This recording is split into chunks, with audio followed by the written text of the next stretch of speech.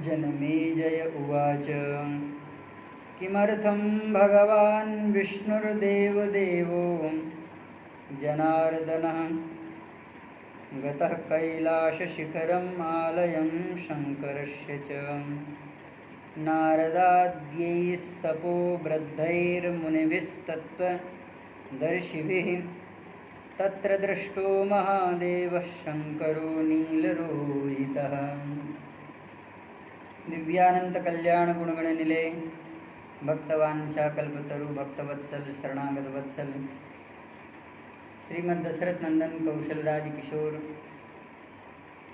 भगवान श्री राघवेंद्र सरकार पूज्य शरण सदगुरुदेव भगवान मुद मंगलमय संत समाज। आज भाद्र शुक्ल पक्ष की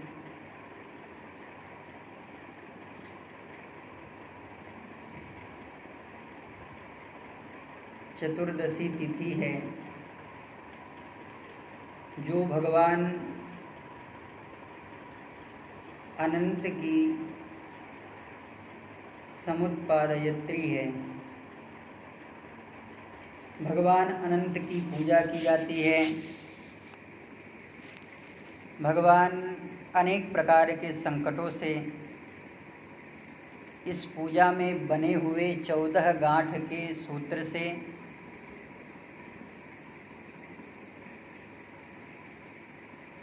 जो मनुष्य बंधा होता है उसकी रक्षा करते हैं। श्री युधिष्ठिर जी महाराज ने इस व्रत को द्रौपदी के माध्यम से प्राप्त किया। जब वे अपना सारा राज्य जुए के दांव पर हार गए, अनेक प्रकार से जंगलों में उन्हें कष्ट प्राप्त हुआ, तब उन्होंने भगवान श्री कृष्ण के समक्ष अपनी मनोव्यथा का वर्णन किया। भगवान श्री कृष्ण ने अनंत चतुर्दशी का व्रत करने का सलाह दिया। धर्मराज युधिष्ठिर विधिपूर्वक इस व्रत का पालन करते हैं। अनंत सूत्र धारण करके अनंत चतुर्दशी के व्रत के प्रभाव से समस्त संकटों को वे निराकरण करते हैं। व्रतस्नाता व्रतकर्ता को सर्वप्रथम प्रातःकाल पुण्य तीर्थ में स्नान कर पूजा गृह में स्वच्छ भूमि के द्वारा कलश को स्थापित करें, उषा के नाग बनावे और भगवान श्री हरि की छवि जो भगवान अनंत की गोद में स्वयं शांताकारम के भाव में विराजमान हैं,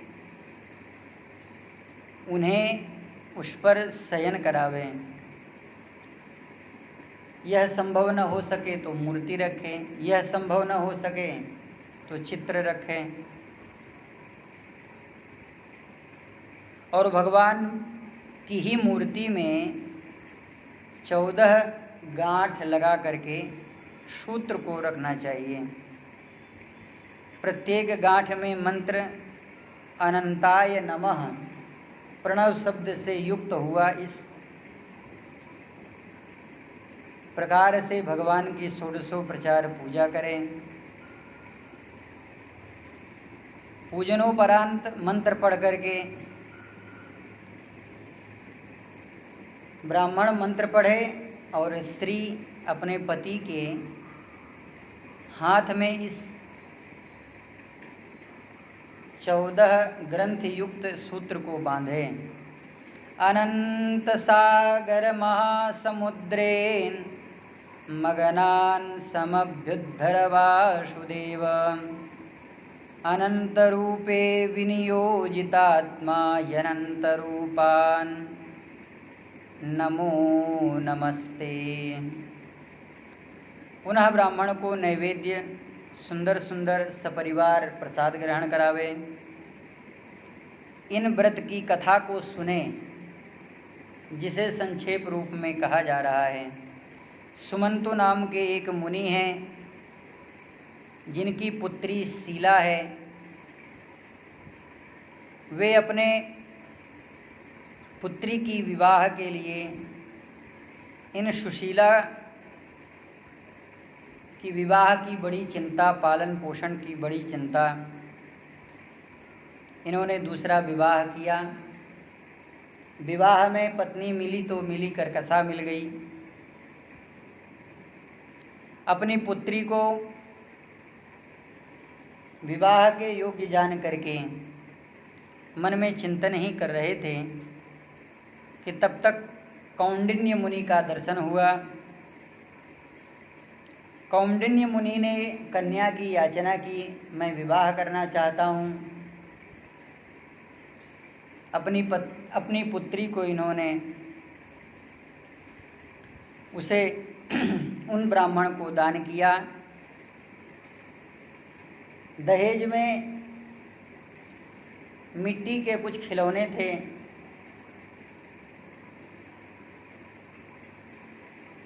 और भोज में बने हुए जो भोजन थे उसका जो बचा हुआ आटा, जिसे परथन कहा जाता है, उसी परथन का तेल में कुछ ऐसा वस्तु बनाया जो पुल्लिंग है।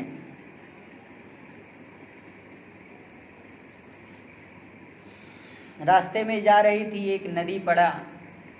ब्राह्मण ने कहा, देवी मैं संध्या करूँगा। और जल में जब वे प्रवेश किए तो देखा बहुत सी स्त्रियाँ वहाँ पर भगवान श्री हरि की उसी तरह से पूजा कर रही थी जो पूर्व रूप में वर्णन किया गया। इस सुशीला ने कहा, मैं भी इसको करूँगी, अपने पास में तो कुछ खाने के लिए है नहीं। किसी तरह से इसने व्रत को किया और 14 सूत्र का जो अनंत गांठ है वह अपने पति के हस्तकमल में बांध दिया। एक दिन महामुनि बैठे हुए थे।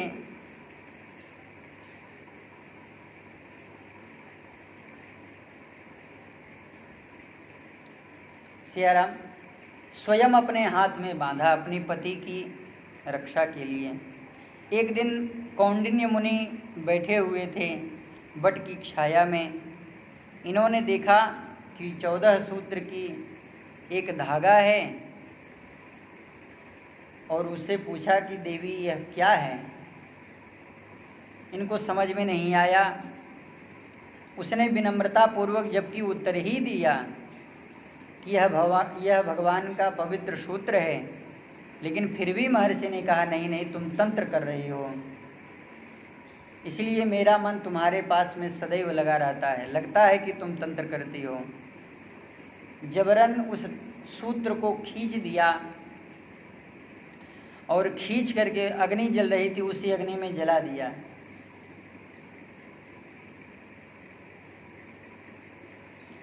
देवी ने कहा, प्रभु आपको ऐसा नहीं करना चाहिए था। दौड़ करके वह गई, उस अधजले को, अनंत सूत्र को उठाकर दूध में रख दिया। एक दिन ऐसा ही हुआ, कौंडिन्य मुनि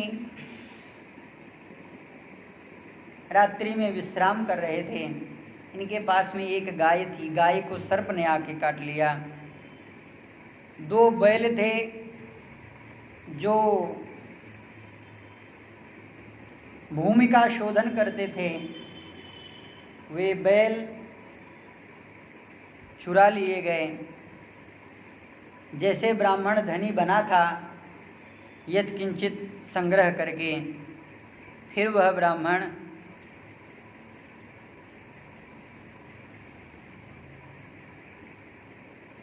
दीनहीन अवस्था में पहुंच गया। किसी तरह से जीवन यापन करने में भी बड़ी समस्या आने लगी। फिर एक दिन बैठ करके वह पूछता है कि देवी, हम लोगों के साथ में क्यों ऐसा हो रहा है? उस सुशीला ने कहा, प्रभु आप भगवान अनंत की वह जो अनंत सूत्रिका है उसका बड़ा अपमान आपने किया।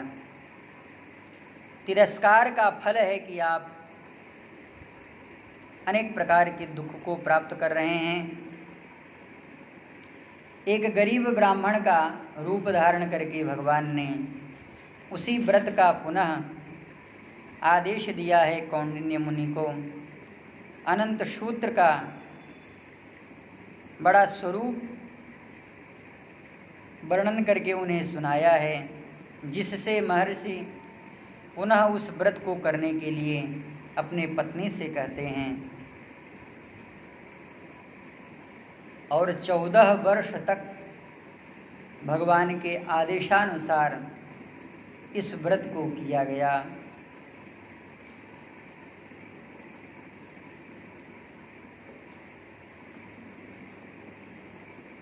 जिससे पुनः महर्षि अपने उसी अवस्था को प्राप्त किए जैसे पूर्व में थे, सुखी संपन्न हो गए। आज वह सुंदर स्वरूप व्रत का है, यद्यपि उदया तिथि नहीं है, क्योंकि जब भगवान सूर्य उदित हुए हैं तब त्रयोदशी ही थी। कल प्रातः अनंत चतुर्दशी के स्वरूप में जो उदया तिथि है वह मानी जाएगी। भगवान अनंत की पूजा करते हैं और भगवान अनंत की उपासना करते हुए भगवान से यही प्रार्थना करते हैं, हे प्रभु, आप हमें अनंत स्वरूप से अपनी मंगलमय महिमा के द्वारा भगवान के चरणों में भक्ति प्रदान करें।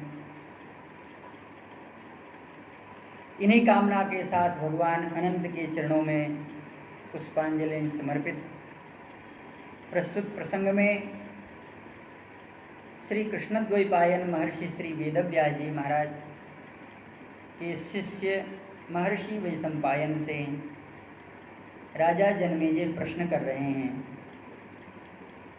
इस प्रश्न की जो आधार भूमि है वह विष्णु पर्व के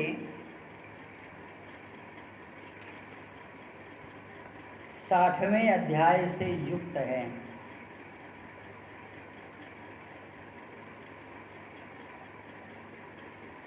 भगवान श्री द्वारिकाधीश की महती और सुंदर लीला का प्रतिपादन करते हुए द्वारिका के स्वरूप का वर्णन करते हैं। जिस धाम में भगवान विराजमान है वह अद्वितीय है।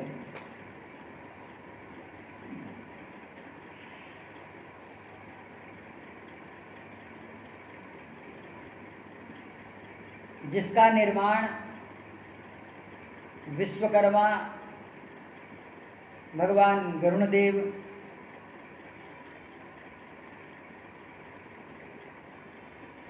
अपने आराध्य के दिव्य स्वरूप में किए हैं। और जब एक भक्त भगवान के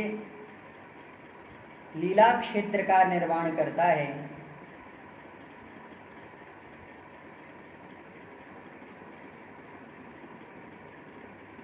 तो वह कितना सुंदर निर्माण करता है। प्रथमनि देवनि गिरि गुआ राखे रुचिर बनाई राम कृपा निधि कछुक दिन वास करेंगे आए।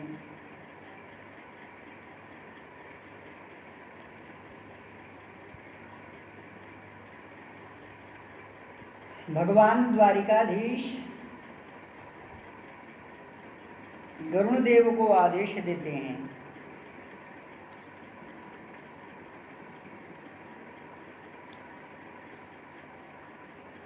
और गरुण देव से कहते हैं, हे पक्षीराज,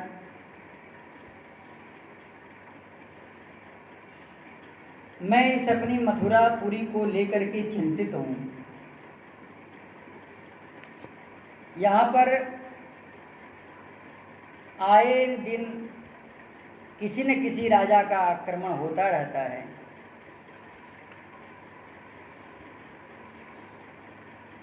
और यह बीच की मध्य राजधानी है।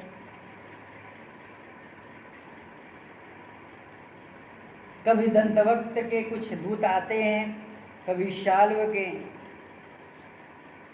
कभी जरासंध के कोई संबंधी।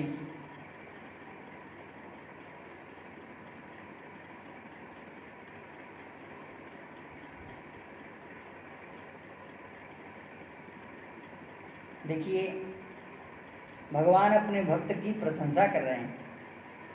त्वया विहीने, हे भक्तराज, त्वया विहीना सर्वे श्मनशक्ता सुखमाशितुं पुरेस्मिन् विषयान्ते वा पतिहीना इवा स्त्रियः।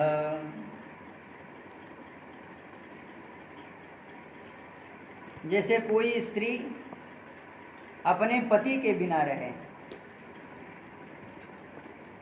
भगवान का यह वचन है। आगे के चरण में तो भगवान और भी आश्चर्य स्वरूप प्रकट करते हैं, जिसे कहा जाता है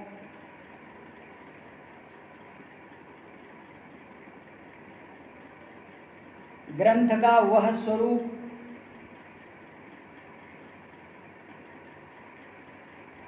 जिसमें उस ग्रंथ के जो आराध्य हैं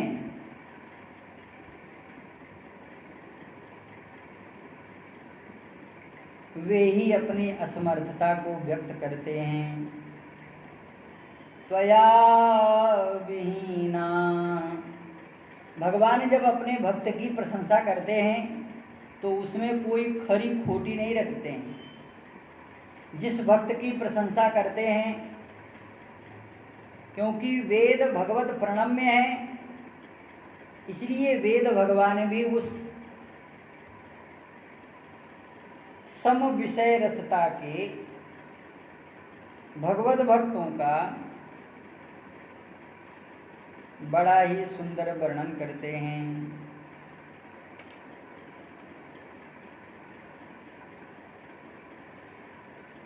भगवान अपने भक्त की प्रशंसा करते हुए कह रहे हैं, त्वया विहीना,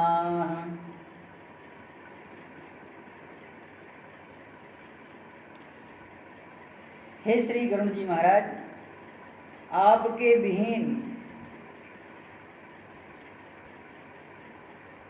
मैं अपने आप को सामर्थ्य युक्त नहीं समझता हूँ। असमर्थ मैं अपने आप को समझता हूँ। भगवान स्वयं सामर्थ्यशाली हैं, कर्तुम अन्यथा कर्तुम समर्थ हैं। भगवान अपने भक्त की प्रशंसा करते हुए कह रहे हैं,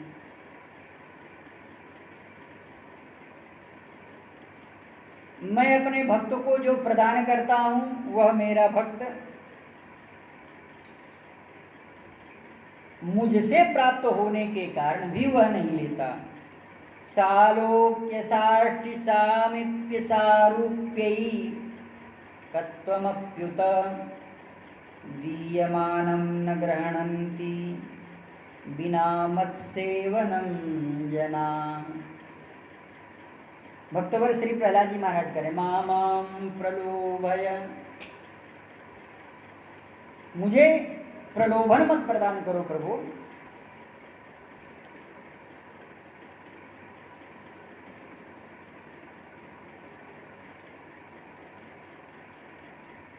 ऐसा उनके चित्त में क्यों होता है? भाई भगवान दे रहे हैं तो वे क्यों नहीं ग्रहण करते? श्री भरत जी महाराज से भगवान श्री राम कह रहे हैं, भरत जी हम अत्यंत दुख में पड़े हुए हैं और मैं आपसे कह रहा हूं कि वह जो दुख है सबसे ज्यादा दुख आपके ऊपर पड़ेगा। क्यों?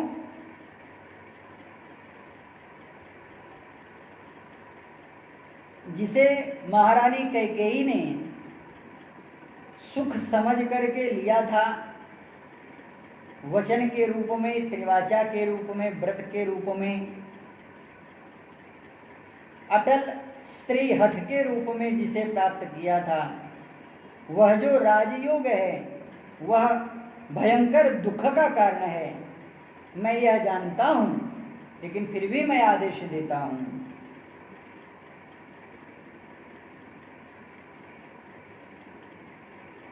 जिस प्रकार मैं दुख को सहन कर रहा हूं, हे तात, उस प्रकार तुम्हें भी दुख सहन करना पड़ेगा। यद्यपि मैं तुम्हें जानता हूं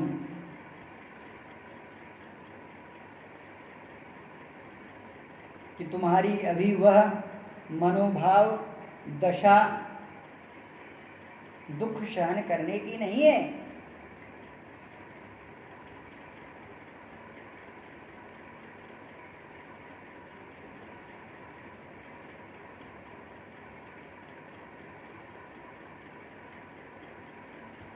यही स्वरूप भगवान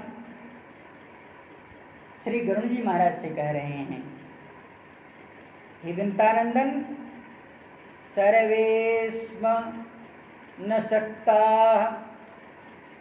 सुखमाशितुम,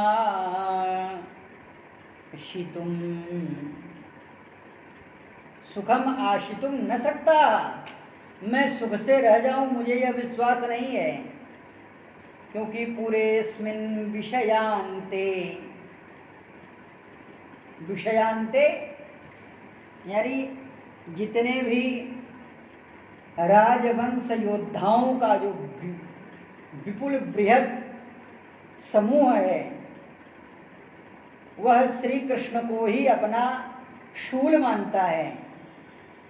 यद्यपि मेरा वह विषय नहीं है, मैं केवल राजाओं के दर्प को तोड़ता हूं, और जब वे अधर्म से युक्त हो जाते हैं तब मैं उन्हें शिक्षित करता हूं।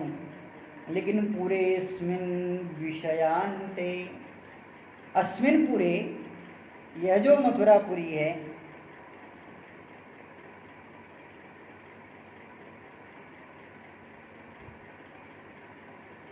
मैं सुख से नहीं रह सकता। हे तात, हे महाबाहो, आप यादव कुल के आनंद का वर्धन करने वाले हैं। त्वत्सनाथा वयं तात, हे तात, त्वत् एव सनाथा अहम भवति। यानी जब मैं आपको देखता हूं तो मेरा मन प्रसन्न हो जाता है। त्वदबाहुबलमाश्रितः,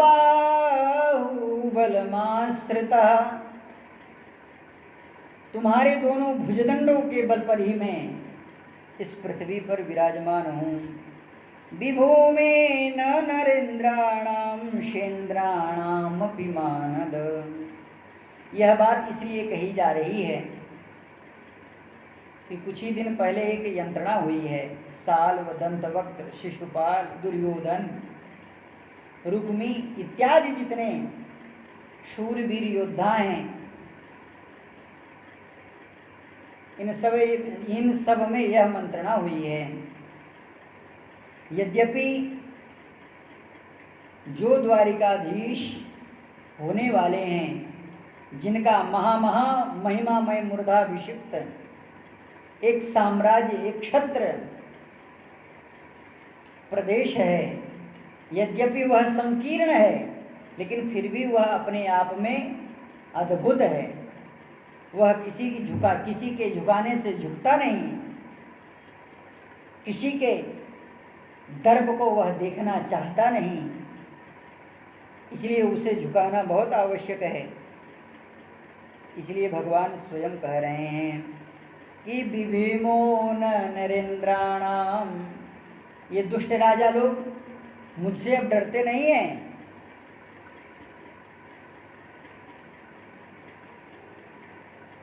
देवेंद्र सहित देवताओं से भी ये राजा डरते नहीं हैं।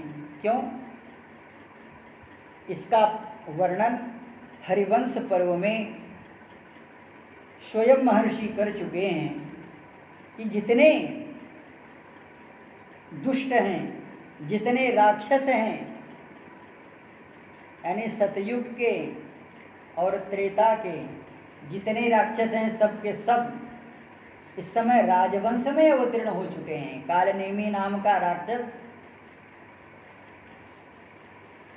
जिसे भगवान विष्णु ने मारा था, वह कंस बन करके आया है। इसलिए वह भगवान की सत्ता को मिटाना चाहता है। और कंस का जो खास, बहुत अतीव ही खास जरासंध है। 10,000 राजाओं को अपनी कैद में कर रखा है। राजाओं को कैद में कर रखा है, इसका मतलब राजधानी को कैद में कर रखा है। राजधानी को कैद में कर रखा है, इसका मतलब भगवान श्री कृष्ण ही उसके राज्य के बहुत बड़े रोड़ा बने हुए हैं। इसलिए भगवान कह रहे हैं कि विभेमो न नरेंद्राणाम, ये राजा लोग मुझसे डरते ही नहीं। विजयाय यजुश्रेष्ठ यत्र तत्र गमिष्यसि तत्र त्वं सहितोऽस्माभिर्गच्छेथा यादवर्षभ। भगवान की यह बात सुन करके भगवान का वह स्वरूप स्मरण में आ रहा है।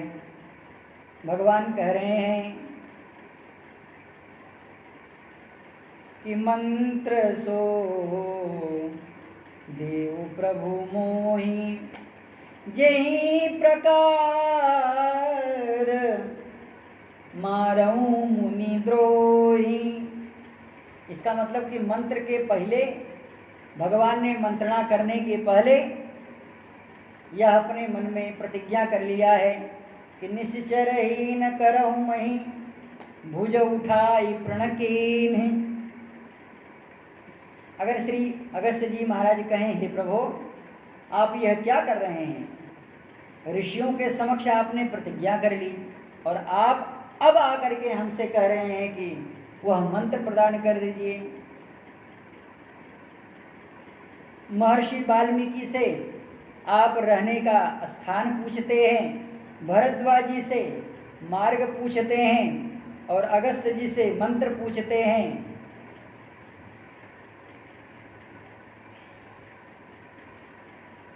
ये आपकी क्या लीला है? आप क्या करना चाहते हैं?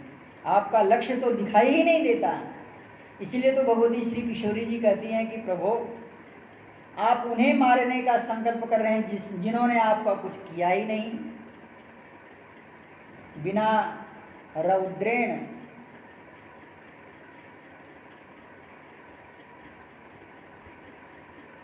इसलिए भगवान स्वयं कह रहे हैं तत्र त्वं सहितोऽस्माभिर, हे पक्षीराज, अस्माभिर सहिता गक्षेथा यादवर्षभ, हम लोगों को साथ में लेकर के चलिए और ऐसे जगह लेकर के चलिए जहाँ पर जाने में लोग कई बार विचार करें।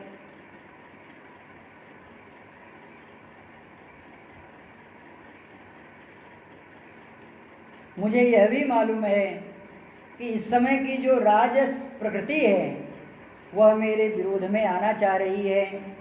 खुल करके कोई कहता नहीं, क्योंकि जैसा कंस का हाल हुआ वैसे सबका हाल हो जाएगा। खुल करके कोई कहता नहीं, क्योंकि इस समय दुर्योधन का भी शासन है। जरासंध दुर्योधन ये दोनों आपस में इतने घनिष्ठ मित्र हैं। इधर ये जो कीचक है वह विराट नगर को रोका हुआ है, इधर दुर्योधन पूरी हस्तिनापुर की जो नगरी है उसको अपने दानवाक्रांत में आक्रांत कर चुका है। और इन सब के ऊपर जो इनका बाप दादा है दंतवक्त्र और साल्व, ये सब नियंत्रण कर रहे हैं। यानी सूत्रिका उसके पास में है और सूत्र का जो धार है वृत्तिका, ये सब निर्वहन करने वाले हैं। यहाँ तक कि जब मैं नगर में निकलता हूँ फिर भी काना फूसी होती है। ये वही द्वारिकाधीश हैं, ये वही नंद के लाला हैं।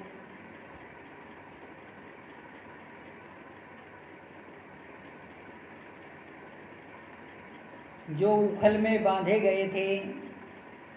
यह तो बाल लीलाओं का स्मरण करके लोग कुछ कहते हैं तो बात अलग की है, लेकिन ये तो यह भी कहते हैं कि यह अपने सगे संबंधियों को नहीं मानता है। अरे खास माँ की भाई को जब यह नहीं छोड़ा तो यह किसी को क्या छोड़ेंगे। खास मामा को ही मार दिया, जबकि मातुल और मामा का संबंध बड़ा पवित्र माना गया है। एक माँ से दुनिया कितना प्यार करती है और उसका संबंध कैसा होगा जिसमें दो दो मामा लगे हुए हैं। इसलिए गरुड़ जी महाराज से कह रहे हैं भगवान की विभीमो न नरेंद्राणाम। नरेंद्राणाम कहने का कई भाव है। इन्हीं स्वरूपों को केवल आबद्ध भूमिका के स्वरूप में दर्शन करते हुए हम उस स्वरूप में प्रवेश करें जो भगवान का समग्र विरोधी पूरा राज्य है। भाई विरोधी पिताजी तो ऐसे हैं कि अपने ही बेटे के भुजदंडों के आश्रय घनीभूत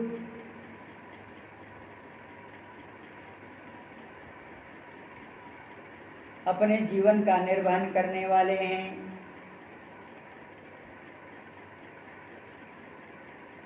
और उसी आवर्त भूमि में विदर्भ नगरी में भगवती श्री किशोरी पाद भगवान की प्राण प्रिय महालक्ष्मी का जो अवतार है वह यहाँ पर हो चुका है।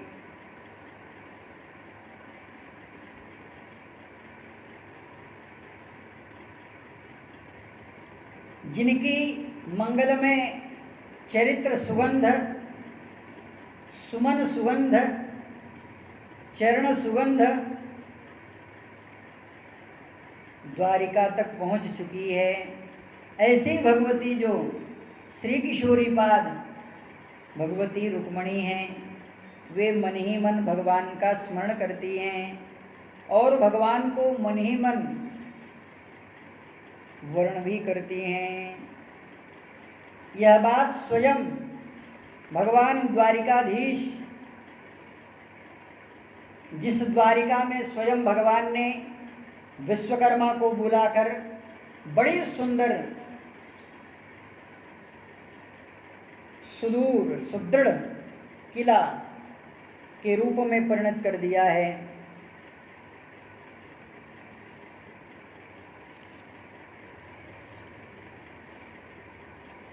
उस किला तक श्री भगवती रुक्मणी का जो स्वरूप है वह आ चुका है। यद्यपि भगवान इन सभी विरोधी तत्वों के साथ अपनी प्राण प्रियतमा भगवती रुक्मणी का साक्षात्कार मानसिक रूप में करते हैं और बार बार स्मरण करके उनके हृदय के प्रेम को नित नूतन करते हैं। यहाँ तक कि भगवान अपने मूर्धाभिषिक्त राज्य समूह में जब महाराज भीष्मक और कुशिक, शाल्व इत्यादि समस्त राजाओं को निमंत्रित करते हैं, उस समय एकांत में भगवान के चरणों का आश्रय लेकर के महाराज भीष्मक भगवान से यह प्रार्थना करते हैं। भगवान से नहीं, भगवान के साथ साथ श्री गरुड़ जी महाराज से भी प्रार्थना करते हैं, हे प्रभु आप हमारी रक्षा करिए, जैसे आप राजा कृथ और कौशिक की रक्षा करते हैं, हे प्रभु उसी तरह से आप हमारी रक्षा करिए, जिस तरह से आप समस्त पृथ्वी की रक्षा करते हैं। यद्यपि भगवान पृथ्वी में नहीं है, यह जो द्वारिका है वह समुद्र के ऊपर है स्थित। भगवान से प्रार्थना करते हुए श्री भीष्मक जी महाराज करें, शाश्वता यानि देवाय नारायण परायणः स्वायंभुवे च विश्वाय स्थाणवे वेधसाय च।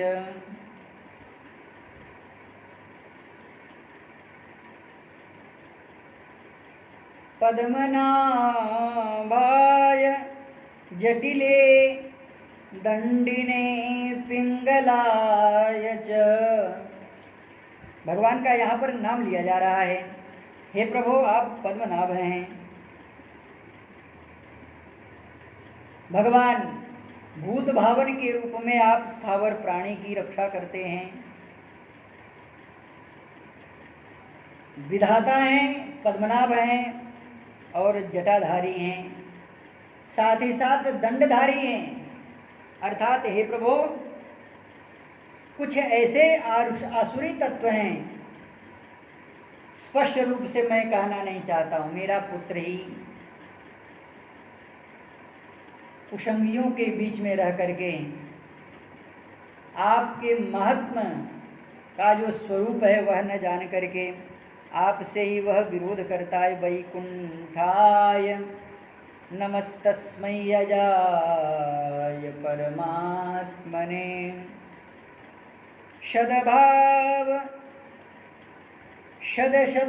शदभावाय युक्ताय पुराणाय नमो नमः।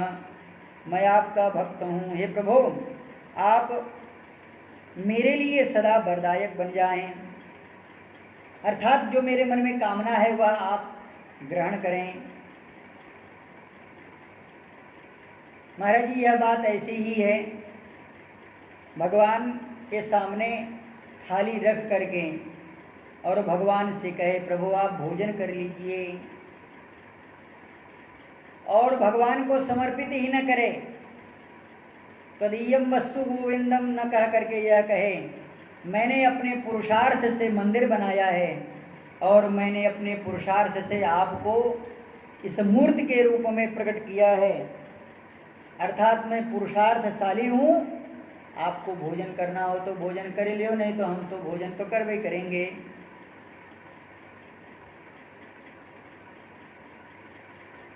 फिर भी महाराज भीष्मक के अंतर्भावना को भगवान समझ करके किसी भी प्रकार का प्रतिकार नहीं करते हैं और महाराज भीष्मक को वैसे ही विदा कर देते हैं जैसे समस्त राजाओं को भगवान ने विदा कर दिया। महाराज भीष्मक आते हैं, अपनी पुत्री की ओर देखते हैं, उसके मनोभाव को देखते हैं कि वह क्या चाहती है, लेकिन फिर भी डर जाते हैं कि क्योंकि उनका जो बेटा है वह उच्छृंखल हो गया है, स्वतंत्रता इतनी दे दी गई है कि वह अब उच्छृंखल रूप में सारी मर्यादाओं को ही नष्ट करने लगता है और उसे योग्य समझ रहा है जो सर्वथा अयोग्य है। महाराज भीष्मक की चलती नहीं है, जैसे उग्रसेन महाराज की चलती तो तब तक नहीं थी जब तक कंस बलवान नहीं हुआ था, उसी तरह से इनकी भी नहीं चलती है।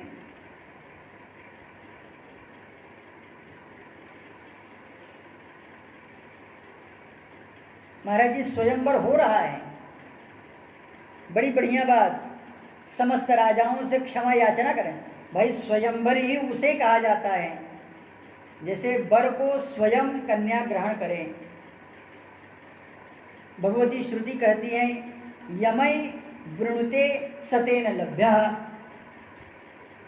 जिसको वह ब्रह्म वह परमात्मा वर्ण करता है उसी को वह प्राप्त हो जाता है।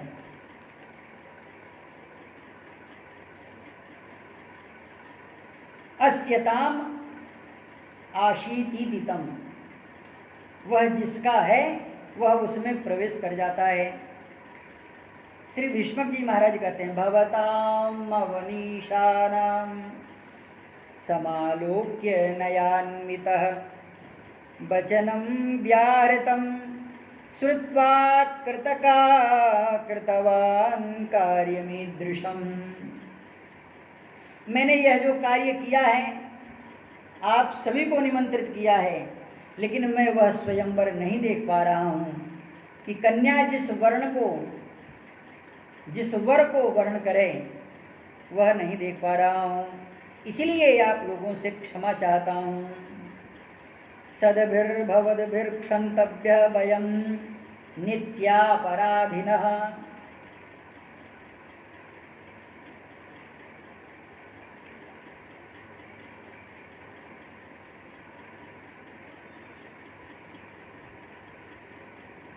अब यहीं पर साल्व महाराज को ललकार रहा है, यानी जो महाराज कहना चाह रहे थे भीष्मक महाराज वह तो बात पूरी हुई नहीं, लेकिन साल्व महाराज की ही वाणी में, जैसे महाराज जनक भगवती श्री किशोरी विदेहराज वैजयंती श्री किशोरी जी की ओर देख करके कहते हैं कि कोई इस भूमि में अपने आप को वीर न कहे, क्योंकि वीर विहीन मही मैं जानी। अब इसी समय कोई राजा खड़ा होकर के कह दे कि हाँ हाँ महाराज क्यों नहीं, इस साम्राज्य में इस भूमि मंडल में कोई ऐसा राजा नहीं है कि जो इस धनुष को उठा सके। वहां तो प्रतिज्ञा थी, वहां तो शर्त था, यहां पर कोई शर्त नहीं है। तो जो प्रतिबंधक रूप है वह महाराज भीष्म की विवशता है, वो अपने मन की नहीं कर पा रहे हैं, इसलिए कह रहे क्षंतव्य। और ये दुष्ट क्या कह रहा है, कह रहा महाराज आपको इस तरह से नहीं सोचना चाहिए। अलम खेदेन राजेंद्र सुताय रिपु मर्दिने क्षत्रियस्य रणे राजेंद्रुवम जय पराजयऊ। यदि आप वीरता देखना ही चाहते हैं तो हम लोगों का संग्राम देख लीजिए, पराक्रम देख लीजिए। महाराज भीष्म कहें कि तुम्हारे पराक्रम को हम देख करके चाटेंगे, दुष्ट कहीं के। हमें तो अपनी कन्या के मनोभाव का दर्शन करना है, वह जिसे चाहती है वह उसे ही वर्ण करे। यहाँ पर कई लोग अपनी अपनी बात कहें, जरासंध भी बोला है ऐसा ही होगा, घबराओ मत। आकाशवाणी का स्मरण करके आप अपने मन में किसी तरह का विचार मत करो। महाराज ये आकाशवाणी क्या थी, अब यह भी विषय बहुत गंभीर है। आकाशवाणी यह हुई थी कि महाराज भीष्मक को यह नहीं मालूम था कि कन्या के विवाह के ही मुहूर्त में राजकुमार राज्य से निकाल दिया जाएगा प्रतिज्ञा के अनुसार। महाराज जी हुआ भी यही, सभी राजाओं को आश्वासन देकर के रुक्मी आगे जैसे ही बढ़ा, भगवान को ललकारा बड़ी तेजी से। भगवान ने कहा घबराओ मत,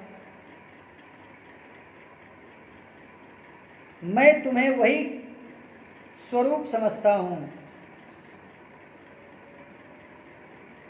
कि तुम मेरे प्रतिद्वंदी हो। और पुनः वह दोबारा विदर्भ नगरी में प्रवेश नहीं किया। रुक्मी ने अलग नगर को बसा लिया, क्योंकि वह बड़ा घमंडी था, और सारी सेना के साथ में वह आया। भगवान के साथ में उसने पराक्रम युद्ध किया, लेकिन उसकी कुछ भी भगवान ने न चलने दी।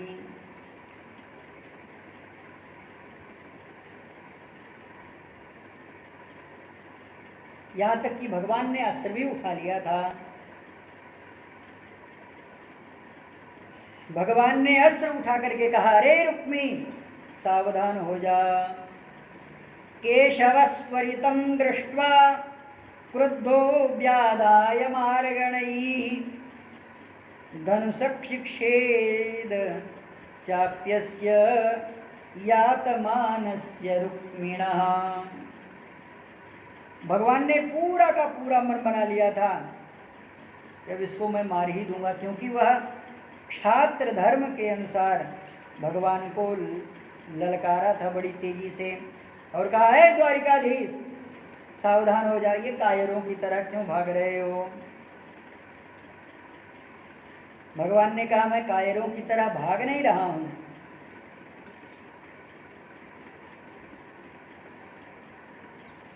यह सोचता था कि मैं जब चलूंगा तो मेरे पीछे भी कई लोग चलेंगे।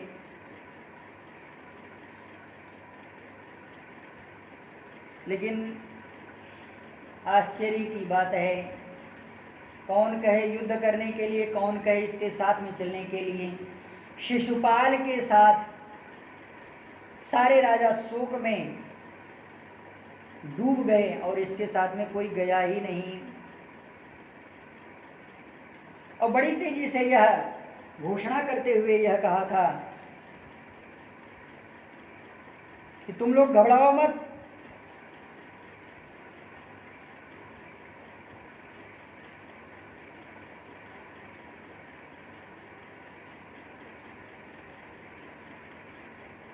मैं उस कृष्ण को अवश्य सबक समझा करके ही आऊंगा।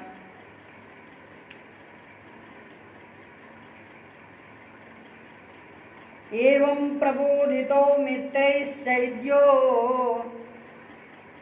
द्यागात्सानुगपुरं हताशेषा पुनस्तेपि ययुष्वं स्वं पुरं नृपा। आदेश भी दे दिया कि आप सब जाओ। तजहु आस निज निज गृह जाऊ। तुम लोगों के भाग में तो लिखा ही नहीं है, लिखा न विधि। अरे ब्रह्मा ने जब लिखा ही नहीं तो विवाह होगा कहाँ से। यह बात राजाओं के ऊपर जा रही है। महाराज जनक के कथनानुसार अयोध्या के जो रामायणी हैं अनेक प्रकार का भाव करते हैं कि तजहूँ आश। रुक्मी भी यही कह रहा है, हताशेषा पुनस्तेपि अशेषाः अहम हताः। कृष्ण के साथ में जो बचे हुए लोग हैं मैं उनको भी मार डालूंगा। महाराज जी, यह भार्गवास्त्र का बड़ा ही महारथी पंडित है। भगवान परशुराम के द्वारा यह भार्गवास्त्र को प्राप्त कर चुका है। भार्गवास्त्र एक और भी योद्धा प्राप्त कर चुके हैं जिनका नाम कर्ण है, जो कुंती के पुत्र हैं।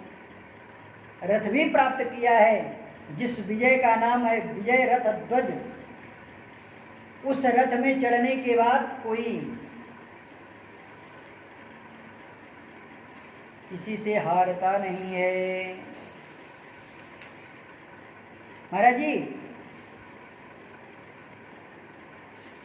बड़ा भयानक यह पराक्रम करता है, लेकिन भगवान ने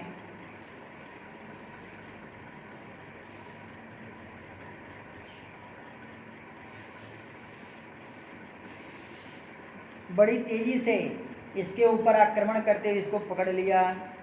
तस्य चापततः खड्गम तिलाश्चर्मश्च चेक्षुभिः क्षित्वासि माददे तिग्मं रुक्मणं हन्तुमुद्यतः। भगवान ने चक्र सुदर्शन उठाया और इसको मारने लगे।